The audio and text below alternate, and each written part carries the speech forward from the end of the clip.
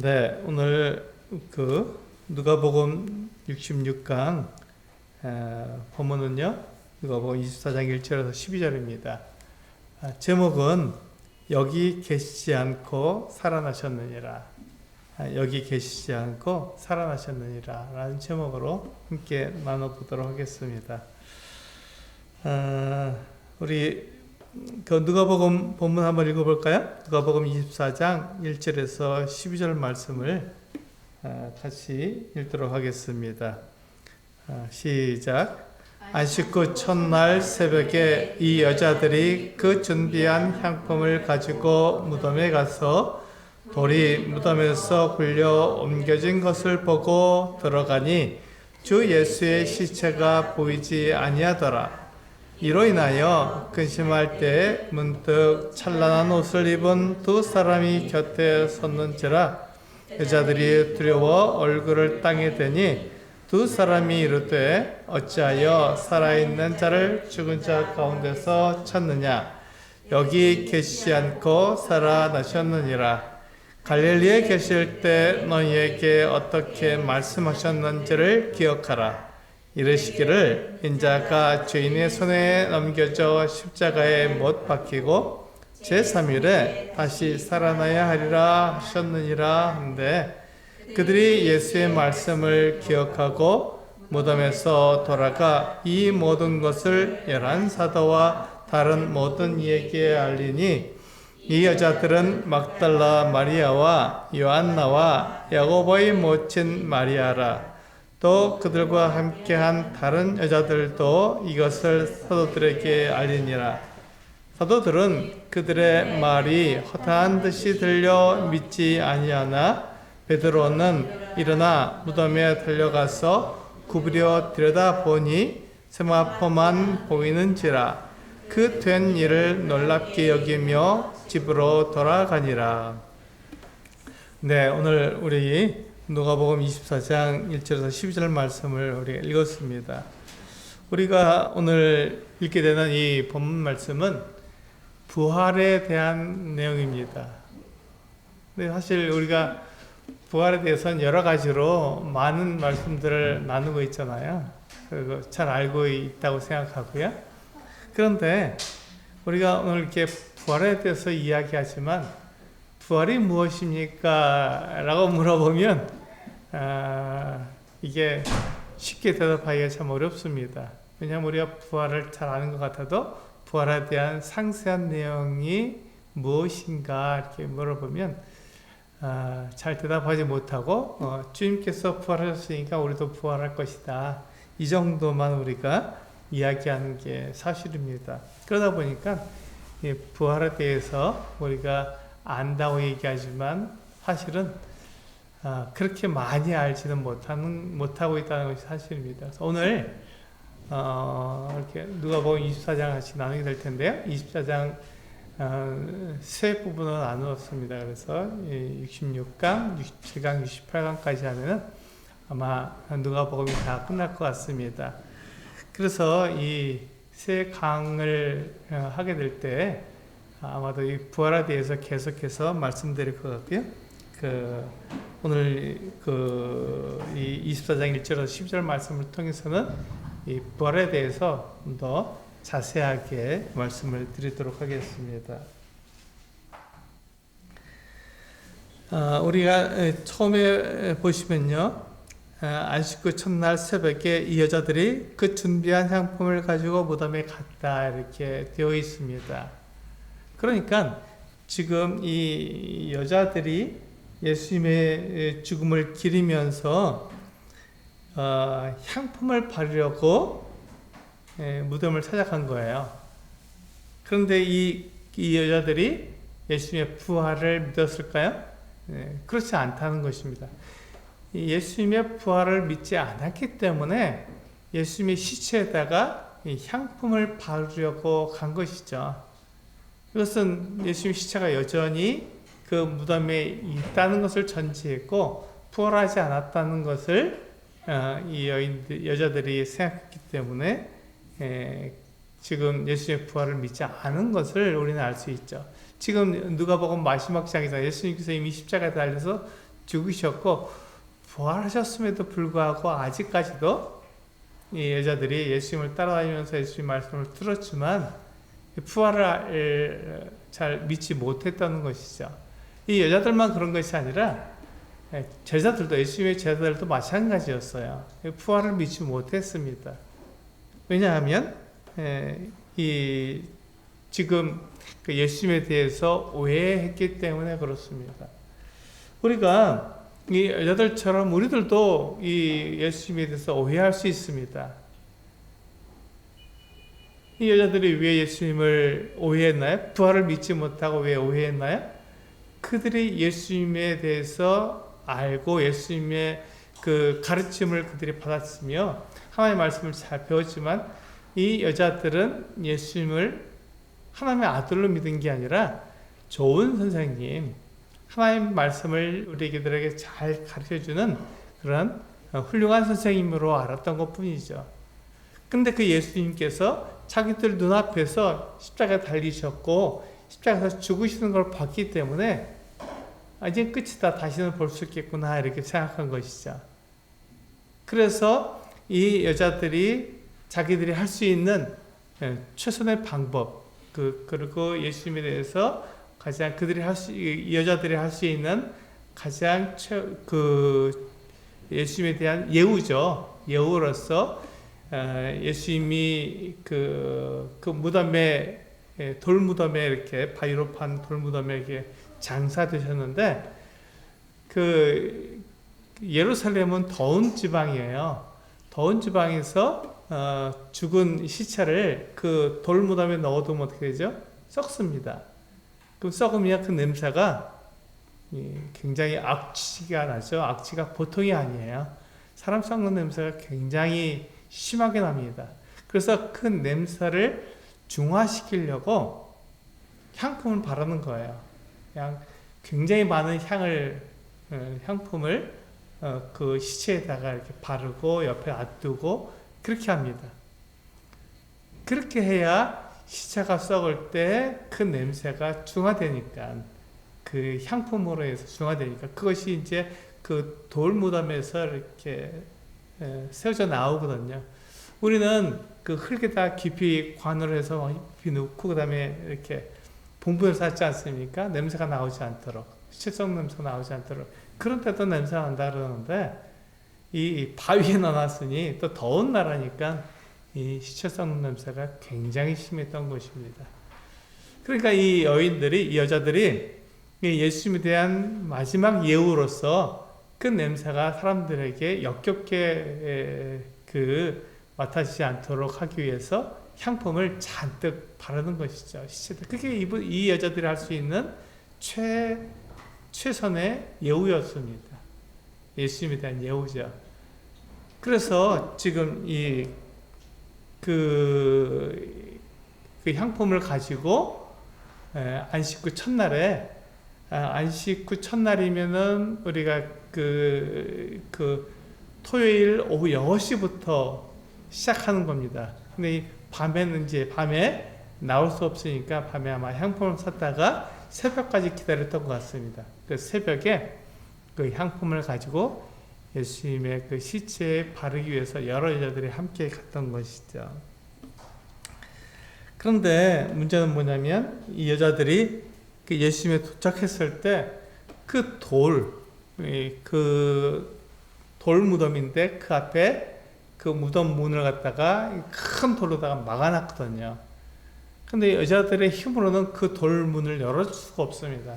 그래서 장정들이 여럿이 달려들어서 돌을 굴려서 그 문을 열어야 되는데, 근데 여자들이 이제 이 무덤에 도착했을 때 이미 그 커다란 돌문이 열려져 있는 것을, 굴려서 옮겨진 것을 보았던 것이죠. 우리 마가복음 16장 3절과 4절을 보시면 이 내용을 마가가 복음서에서 이렇게 이야기하고 있습니다. 마가복음 16장 3절과 4절 제가 읽겠습니다.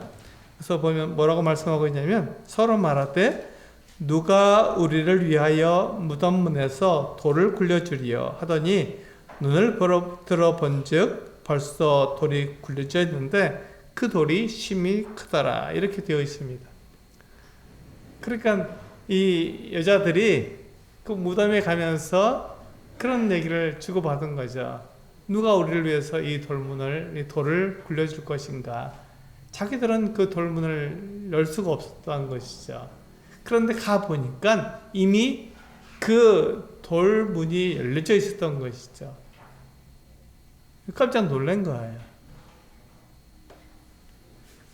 그래서 이 여자들이 그 무덤에 들어갔는데 그 무덤 안에는 예수님의 시체가 있었습니까? 없었습니다. 당연히 없죠. 부활하셨으니까요. 근데 이 여인들이 그 무덤에 들어갔을 때 그 시체가 없어졌으니까 그들의 목적은 뭐였냐면 그 무덤에 들어가서 그 시체에다가 향품을 바르는 게 그들의 목적이었고, 그래서 향품을 사가지고 왔잖아요. 그런데 시체가 없어졌으니까 깜짝 놀랄 수밖에 없죠. 황당한 수밖에 없는 거죠. 그래서 이 여인들은 누가 이 시체를 가져갔나 보다 이렇게 생각할 수밖에 없었던 것이죠. 예수님이 부활하신 것에 대해서 생각하지 못했습니다. 왜냐하면 그런 일은 있을 수가 없으니까요. 예수님이 사람이니까, 사람으로 태어나셨고 사람으로 성장하셨으니까, 사람들과 함께 먹고 마시면서 같이 생활하셨으니까 예수님은 하나님의 아들이 아니라 좋은 선생님, 훌륭한 선생님으로 알았기 때문에 그분이 죽었는데 그 시체가 없어졌으니 당연히 누가 가져갔겠다 이렇게 생각한 것이죠. 그래서 우리가 예수님을 생각할 때 우리의 예상과 다를 수 있습니다. 이 여인들처럼 우리도 예수님을 생각할 때 우리 예상과 다를 수 있는 거죠. 그러니까 여인들은 예수님이 부활한 것에 대해서는 생각하지 못했고, 왜 우리가 생각했던 것과 다르게 예수님의 시체가 그 무덤에 없냐, 이것 때문에 황당했던 것이죠. 그처럼 우리가 예수님을 바라보게 될 때 예수님이 우리의 생각과 다를 수 있다는 것이죠.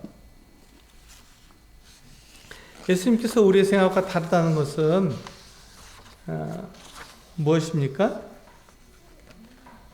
우리는 사람이잖아요. 우리는 육체를 가지고 있어서 우리는 눈앞에 일어나는 일만 생각할 수 있습니다. 그래서 우리는 자기중심적인 생각을 할 수밖에 없는 것이죠. 그래서 부활이 없다고 생각하는 거예요. 이 여자들처럼 부활을 믿지 못했기 때문에 부활이 없다고 생각하고, 내가 생각하기에는 부활이 없고, 내가 생각하기에는 그저 이 예수님의 시체를 누가 가져갔다고 생각하는 것이죠. 그래서 우리는 하나님을 중심으로 생각하고 판단하는 훈련을 해야 됩니다. 그것이 우리의 본성과 잘 맞지 않기 때문에 우리는 나 중심적으로, 자기 중심적으로 생각하기 때문에 스톱하고 하나님 중심적으로, 그게 우리의 목적이잖아요. 우리를 지으신 목적이 바로 그것이잖아요. 그래서 우리는 하나님을 중심으로 생각하는 어떤 훈련하고 판단하는 그런 훈련이 우리들에게 필요한 것입니다. 우리는 그렇게 잘 안 하니까 이렇게 문제가 되는 거죠. 그래서 한번 생각해 볼까? 우리가 이 세상에 나가서 우리가 배우는 게 뭐냐면 하나님이 없다고 하는 얘기를 듣습니다. 그리고 우리가 생각하기에도 지금 하나님 눈에 보이지 않기 때문에 하나님은 계시지 않는다고 생각하는 게 우리들의 일반적인 생각이잖아요. 근데 이때 이 하나님이 계시지 않으니까 그럼 어떻게 해야 되느냐 이렇게 생각하는 거죠.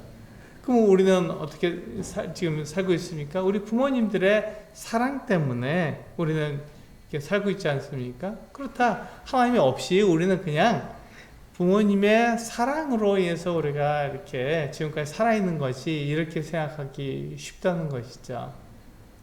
이게 하나님이 아닌 사람 중심으로 생각하는 방법입니다.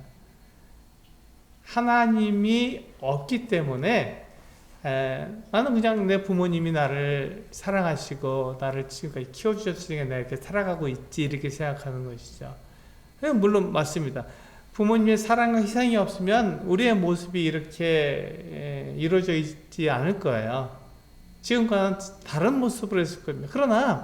그러나 우리의 부모님이 존재하게 하시고 그분들이 우리를 사랑하도록 그렇게 만든 분이 바로 하나님이라는 것입니다.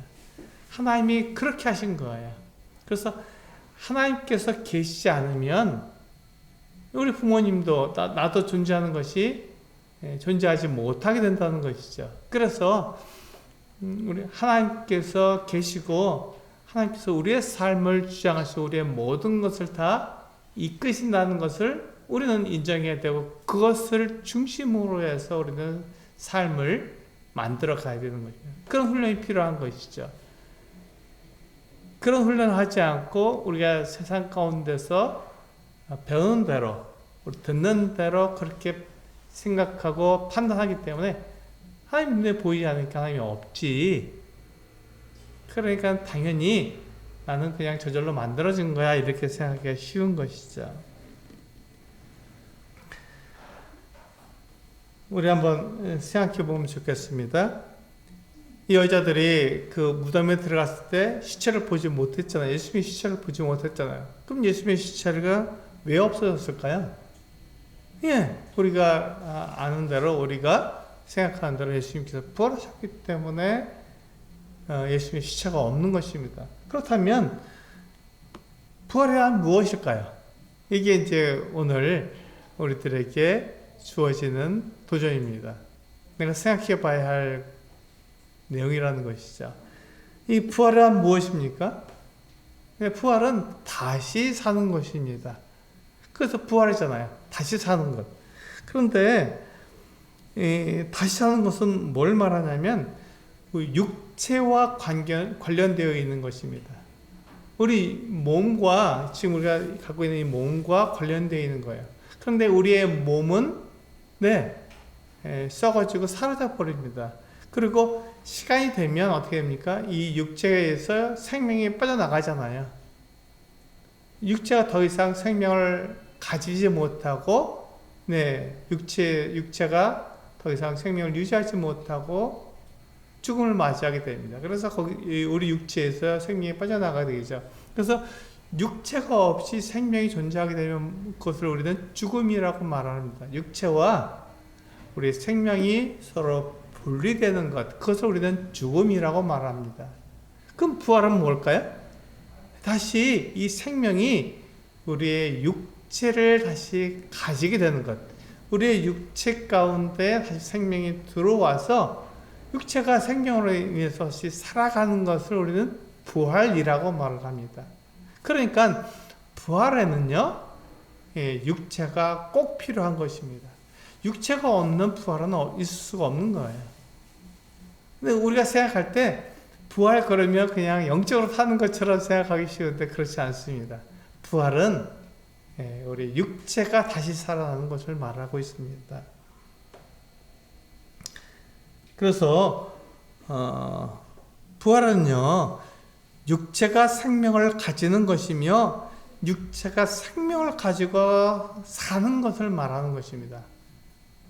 부활은 육체가 들어가지 않으면 부활이라고 말할 수 없는 것이죠. 그러면 우리의 그 몸이 썩어버렸는데 어떻게 다시 살까요? 이게 이제 우리에게 있어서 부활에 대한 내용이 되는 것입니다. 우리 그 질문을 그 데살로니가 성도들이 바울에게 한 거예요. 그래서 바울이 거기에 대해서 대답을 해줬습니다. 우리 데살로니가 전서 4장 14절에서 17절에 있는 말씀을 같이 읽어보시겠습니다. 여기 보시면 이제 이 바울이 데살로니가 성도들에게 그 부활이란 무엇인지 대해서 자세히 설명하고 있습니다. 같이 한번 읽어보실까요? 데살로니가 전서 4장 14절에서 17절입니다. 시작. 우리가 예수께서 죽으셨다가 다시 살아나심을 믿을진데 이와 같이 예수 안에서 자는 자들도 하나님이 그와 함께 데리고 오시리라. 우리가 주의 말씀으로 너희에게 이것을 말하노니 주께서 강림하실 때까지 우리 살아남아 있는 자도 자는 자보다 앞서지 못하리라. 주께서 호령과 천사장의 소리와 하나님의 나팔 소리로 친히 하늘로부터 강림하시리니 그리스도 안에서 죽은 자들이 먼저 일어나고 그 후에 우리 살아남은 자들도 그들과 함께 구름 속으로 끌어올려 공중에서 주를 영접하게 하시리니 그리하여 우리가 항상 주와 함께 있으리라. 17절까지 보겠습니다. 여기서 보시면 우리가 이제 지금 이 말씀을 보잖아요. 우리가 14절에 보면 우리가 예수께서 죽으셨다가 다시 살아나심을 믿을지인데 이게 부활입니다. 예수님께서 다시 살아나신 거예요.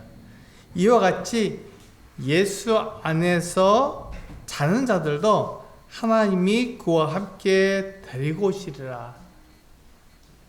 하나님께서 그와 같은 사람들, 예수 안에서 자는 사람들, 이렇게 죽은 사람들을, 그리스도를 믿고 죽은 사람들을 이렇게 표현하잖아요. 예수 안에서 잔다, 이렇게 표현합니다. 이 사람들을 어떻게 한다고? 하나님께서 그와 함께 데리고 오시리라. 예수님께서 재림하시는 그날을 말하고 있는 거예요. 예수께서 재림하실 때 이 하나님과 함께 있었던 이 사람들을 하나님께서 데리고 오신다는 것입니다. 근데 이들은 지금 육체가 있을까요? 네, 육체가 없어요. 죽었으니까. 죽었기 때문에 이 육체가 없이 영으로만 있기 때문에 하나님과 함께 있을 수 있죠. 육체가 없으니까요. 그런데 그들에게 육체를 다시 주시는, 그러니까 그것을 우리 부활이라고 말하죠. 육체를 다시 주셔서 그 육체가 그 생명과 함께 하도록 그렇게 하시는 것을 우리는 부활이라고 말합니다. 근데 그 부활이 언제 일어난다고요? 예수께서 강림하실 때, 재림하실 때 그 부활이 일어난다고 말씀해 주고 있는 것이죠. 그래서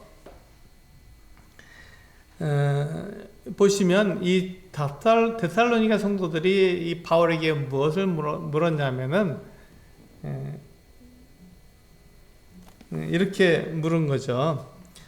우리가 부활할 것을 어떻게 알 수 있습니까? 라고 물었을 때 어떻게 알 수 있습니까? 예수님께서 부활하셨으니까 우리도 부활한다는 것을 우리는 알 수 있죠.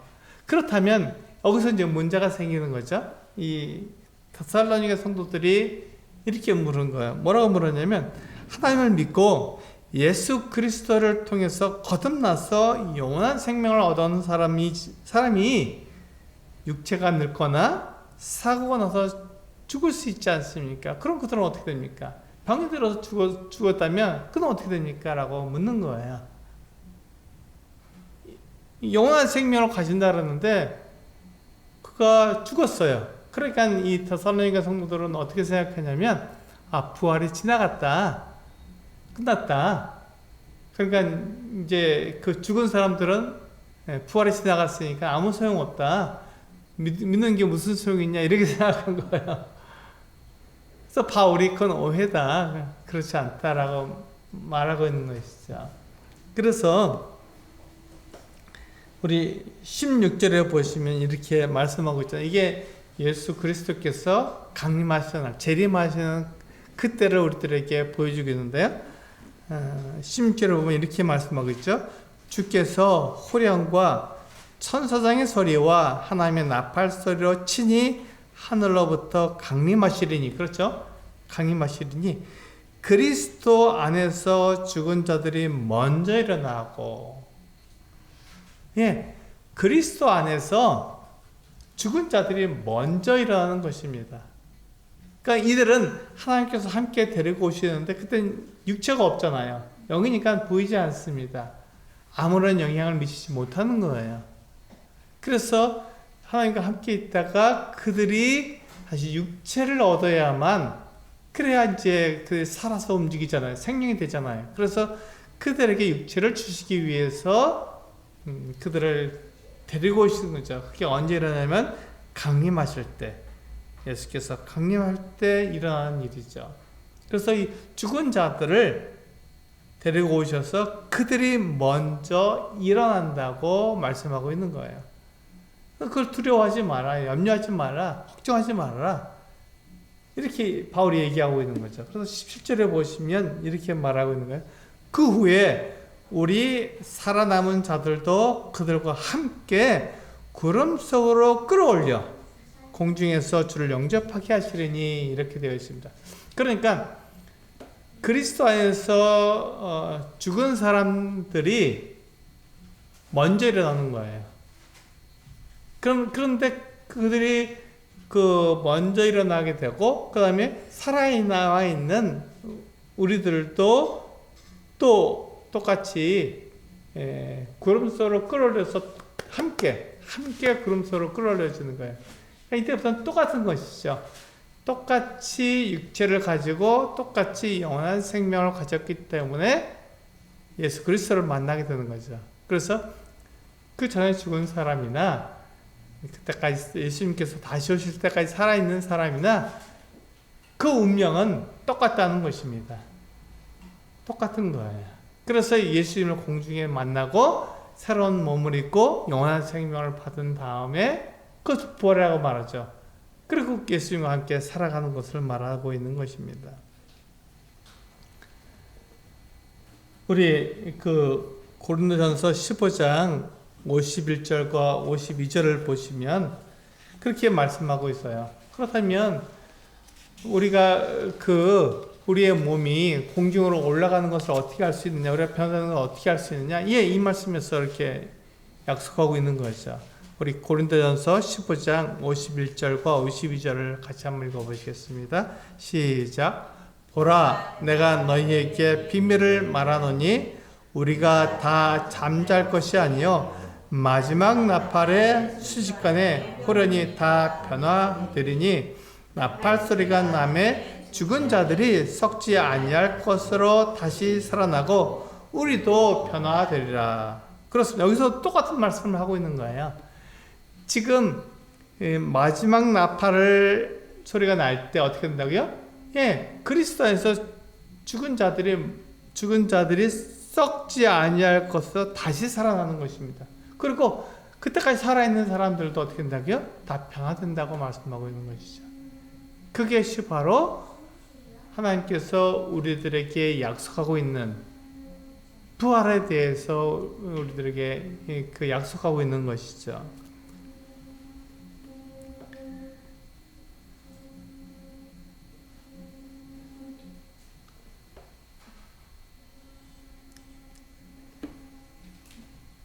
네, 여기 보시면요, 바울이 고린도 교회 성도들에게 주 안에서 잠자는 자들이 그 잠자는 상태로 계속 있는 것이 아니라 마지막 나팔의 순식간에 호련히 다 변한다고 말하고 있는 것이죠. 이게 지금 우리가 소망하고 있는 부활입니다.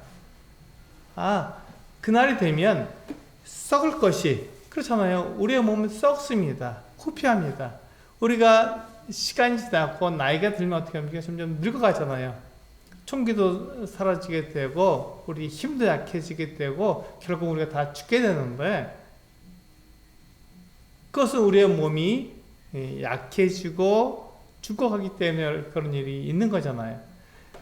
그 썩어질 몸, 우리의 지금 이 몸은 썩어질 몸인데, 그 썩어질 몸이 어떻게 된다고? 썩지 아니할 것으로 변화된다고 약속하고 있는 거예요. 그것이 하나님의 약속이, 그것이 부활입니다. 썩지 않을 몸으로 다시 변화되는 것. 그리고 그 썩지 않을 몸이기 때문에 거기에 영원한 생명이, 주어진 생명이 영원하게 주어지는 것이죠. 그래서 영원한 삶, 생명을 누리는 것입니다. 이것이 부활이에요. 그래서 우리 그리스도인들은요, 예수를 믿는 사람들은 이 부활을 소망하고 있습니다. 근데 이 부활이 언제 일어난다고요? 분명히 성경에서 약속하고 있는 대로 예수 그리스도께서 재림하실 때 그때 부활이 일어난다고 우리들에게 약속하고 있는 거예요. 그러니까 예수님께서 이거 재림하시기 전에 죽은 사람들은 어떻게 됩니까? 네, 그들은 죽음을 경험해서 하나님과 함께 있는 것이죠. 예수 그리스도와 함께 낙원에 함께 있으리라고 약속하신 그것이라고 저는 생각합니다. 그렇게 있다가 영으로 있다가 그리고 그들이 함께 예수님께서 재림하실 때 그들이 새로운 육체를 얻게 되고 또 살아있는 사람과 함께 공중으로 꼴 올려서 예수님을 영접하게 되는 이 놀라운 일이 일어나게 되는 것이죠. 이 여자들은 어떻게 했습니까? 향품을 가지고 예수님의 시체에 바르려고 온 거예요. 부활을 믿지 않았기 때문에 그렇습니다. 그런데 이 썩을 것 같은 몸이 썩지 않을 몸으로 변화되는 거예요. 그것을 우리는 어떻게 할 수 있습니까? 예수 그리스도를 통해서 할 수 있습니다. 그분의 몸이 그분이 부활하셨는데 그분은 우리와 같은 이와 같은 몸이 아니라 새롭게 변화된 몸을 가지고 있는 거예요. 그 몸이 새롭게 되어 있습니다. 그래서 그 새로운 몸으로 변화된 것을 우리는 알 수 있는 것이죠. 그것을 어떻게 할 수 있습니까? 예수 그리스도를 통해서 알 수 있습니다. 예수 그리스도는 우리의 이와 같은 썩을 몸이 아니라 썩지 아니할 몸을 가지셨고 부활하셨기 때문에 영원한 생명을 가지고 계십니다. 우리도 예수님과 동일하게 그와 같이 변화된 몸을 가지고 썩지 아니할 몸에 영원한 생명을 가지고 예수님과 함께 살아가게 될 것입니다. 그것이 부활이에요. 그래서 예수님께서 강림하실 때, 재림하실 때죠. 강림하실 때 죽은 자들이 썩지 아니할 것으로 다시 살아날 것이고 그때까지 살아남은 사람도 변화될 것입니다. 이것이 우리가 소망하는 부활입니다. 이것이 우리가 바라보고 있는 부활이에요. 그래서 우리는 영원한 생명을 가지게 되는 것이죠. 이번 주일, 돌아오는 주일이죠. 4월 20일, 그날이 부활절입니다. 예수님께서 무덤에 장사되셨다가 제3일에 다시 살아나신 그날을 기념하는 날이죠. 그게 바로 우리는 그 부활절을 우리가 기억합니다. 왜 기억하죠? 예수님께서 부활하셨으니까. 그날은 분명하거든요. 6월절에 준비일에 돌아가신 것이 분명하고 또 안식 후 첫날에 그분이 살아나셨기 때문에 우리는 안식 후 첫날 일요일이잖아요. 그래서 우리는 주일날 예수님께서 부활하셨다는 것을 분명히 알 수 있습니다.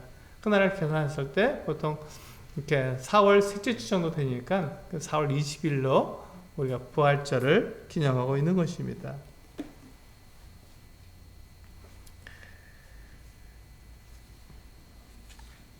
예수님이 부활하신 것에 대해서 찬란한 옷을 입은 두 사람이 여자들에게 말해 주었어요.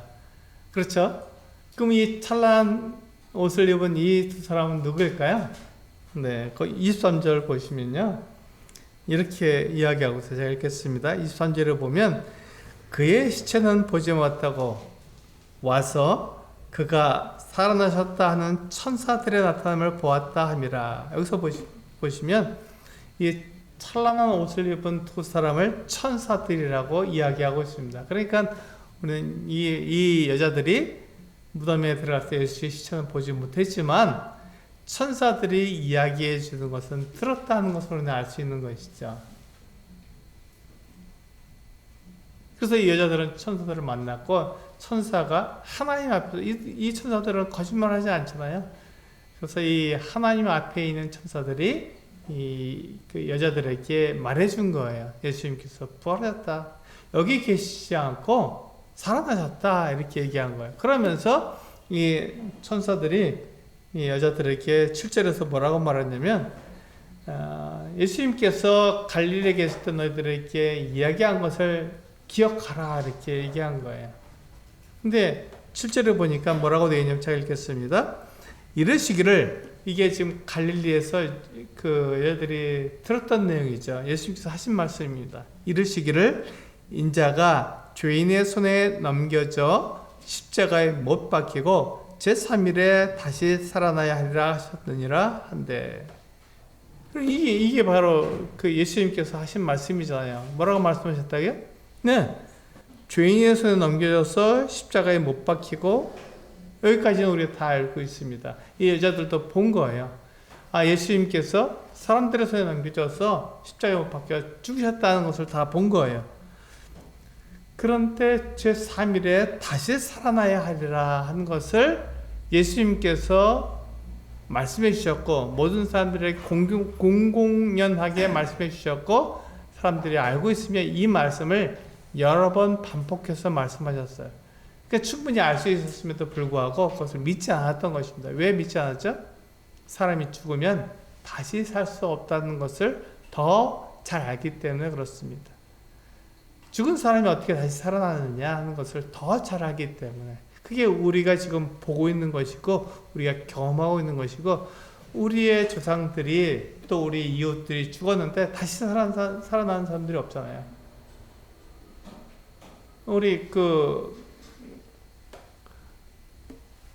많은 사람들이 우리 주위에 살고 있지만 그 사람들이 살아난 사람이 없잖아요. 아무리 부유하고 아무리 힘세고 아무리 능력이 많은 사람이라도 죽으면 그것으로 끝이고 다시 살아나지 못합니다. 그러니까 예수님께서 다시 살아난다는 이야기를 비유적으로 생각하고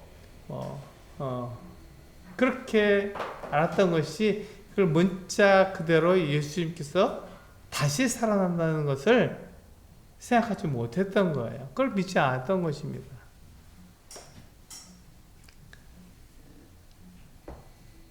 그런데 여자들이 어떻게 했죠? 무덤에 가서 봤을 때 예수님의 시체가 없었고 천사들이 그렇게 얘기해 줬잖아요. 그러니까 여자들은 그것을 믿게 되었습니다. 아, 예수님이 부활하셨구나 하는 것을 드디어 믿게 된 거예요. 그래서 그것을 가지고 어떻게 했어요? 11사도가 있는 곳으로 얼른 돌아가서 전해야 되잖아요. 예수님께서 부활하셨다는 것을 소식을 전해야 되잖아요. 그래서 가서 전했습니다. 사도들에게 예수님께서 부활하셨어요. 그리고 그것에 대해서 자기들의 이야기를 하게 되면 믿지 않으니까 어떻게 천사들의 이야기를 전해준 거잖아요. 우리 가서 보니까 무덤에 예수님의 시체가 없어졌고, 그리고 천사들이 분명하게 우리에게 이야기해 줬어요. 예수님께서 여기 계시지 않고 무덤에 계시지 않고 살아나셨다 하고 얘기해 준 거예요. 그러니까 예수님은 부활하셨어요. 그 시체가 없는 게 당연하죠. 예수님이 시체가 있으면 부활한 게 아니니까 당연히 시체가 없어야 되죠. 그랬을 때 사도들이 여자들의 말을 믿었을까요? 믿지 않았다는 것입니다.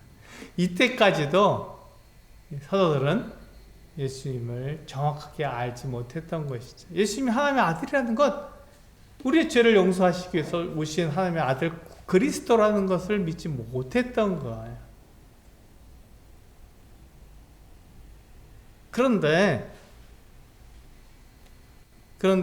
이들이 부활하신 예수님을 만난 다음에 상황이 바뀌었죠.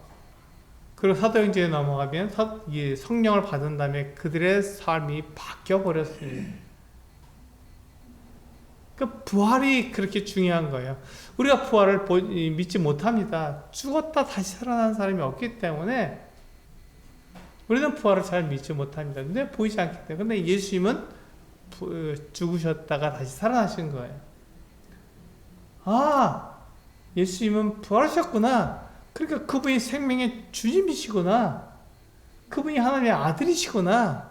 그분이 그리스도가 맞구나 하는 것을 그때야 비로소 알게 된 거죠. 사실은 예수님을 믿었지만 정확하게 믿은 게 아니라 부활하신 이후에 정확하게 그분이 하나님의 아들이라는 것을 믿게 된 거죠. 그럼 우리는 어떻습니까? 우리는 훨씬 더 나은 거죠. 더 확실한 믿음을 갖고 있는 거죠. 예수님이 하나님의 아들이시고 부활하신 것을 우리는 분명히 지금 알고 있기 때문에, 그걸 믿고 있기 때문에 제자들보다 어쩌면 더 나은 믿음을 처음부터 갖고 있다고 얘기할 수 있습니다.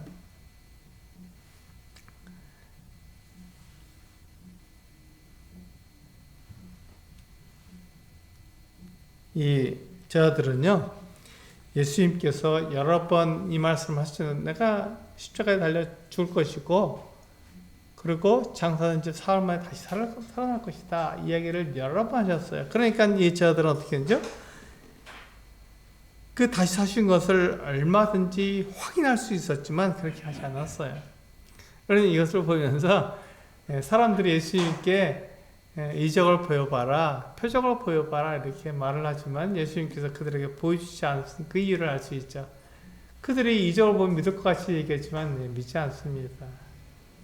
표적을 보아도 예수님께서 하나님의 아들이라는 표적을 보아도 믿지 않습니다. 내 생각하고 다른데 어떻게 그걸 믿을 수 있겠어요? 예수님께서 여러 번 부활한다고 말씀하셨지만 그걸 믿지 않았잖아요. 그걸 직접 눈으로 봐야만 그들이 믿게 되었잖아요. 그것처럼 사람들은요, 하나님, 예수 그리스도의 표적을 보여줘도, 그거는 어쩌다 우연히 그렇게 일어난 거겠지, 이렇게 생각하고 그 이적을 받아들이지 않고 믿지 않습니다. 예수님이 하나님의 아들이라는 것을 믿지 않는 거예요. 그래서 그들은 이 여자들이 하는 말을 허탄한 말이라고 생각했던 것이죠. 제자들은요, 그것을 믿지 않았습니다. 여자들이 하는 말이 그냥 지나간 말, 착한 말, 오해한 말을 하는 거겠지, 이렇게 생각한 거예요. 그런데 그때 베드로가 그 말을 듣고는 어떻게 했어요? 베드로는 확인해 봤습니다. 이게 중요한 거예요. 베드로가 예수님이 정말로 부활하셨는지 여자들의 말을 듣고 여자들이 천사들의 말을 들었다는 것을 가지고는 확인해 본 거예요. 그래서 달려갔습니다. 무덤으로 달려간 거예요. 그래서 굽으려서 그 안을 들여다보니까 시체는 없고 뭐만 있었어요? 세마포만 있게 된 거죠. 근데 사실 베드로도 확인해 보았지만 예수님의 시체가 없고 세마포만 있는 것을 알았지만 그러나 정확하게 믿지는 못했습니다. 부활하신 예수님을 보기 전까지는 믿지 못했던 거예요. 그래서 이 베드로가 어떻게 했습니까? 의아해했던 것이죠. 의아했던 것입니다. 어떻게 이런 일이 있을 수 있을까 하고 의아했던 것이죠. 우리는 때때로 예수님께 제자들을 부르셨을 때 그때 바로 예수님이 하나님의 아들이시며 그리스도라는 것을 바로 믿었다고 생각하기 쉽지만 사람은 그렇지 않습니다. 사람은 연약한 거예요. 그래서 예수님이 바로 옆에 계시고 하나님의 말씀을 전해줘도 좋은 선생님, 하나님의 말씀을 가르쳐주는 훌륭한 선생님이라고 알지 그분이 하나님의 아들이시며 그분이 하나님이라는 것을 믿지를 못합니다. 왜냐하면 사람하고 똑같기 때문에 그렇다는 것이죠. 예수님은 자신의 죽음에 대해서도 그리고 제3일에 부활하실 것도 여러 번 말씀해 주셨잖아요. 그것을 저들도 믿지 않았고 여들도 믿지 않았고 우리들도 잘 믿지 않았습니다. 그런데 그것에 대해서 우리가 믿게 될 때 우리는 예수님이 하나님의 아들이라는 것을 분명히 믿고 그분이 그리스도라는 것을 믿고 참된 믿음으로 나올 수 있게 되는 것이죠. 이게 참된 믿음입니다. 그래서 오늘 말씀하신 것처럼 예수님은 부활하셔서 무덤에 계시지 않고 살아나셨습니다. 이게 부활입니다. 예수님의 그 몸이 다시 살아나는 것, 육체가 다시 살아나는 것을 우리는 부활이라고 말하고 우리도 동일하게 예수님과 동일하게 부활할 것을 소망하고 있습니다.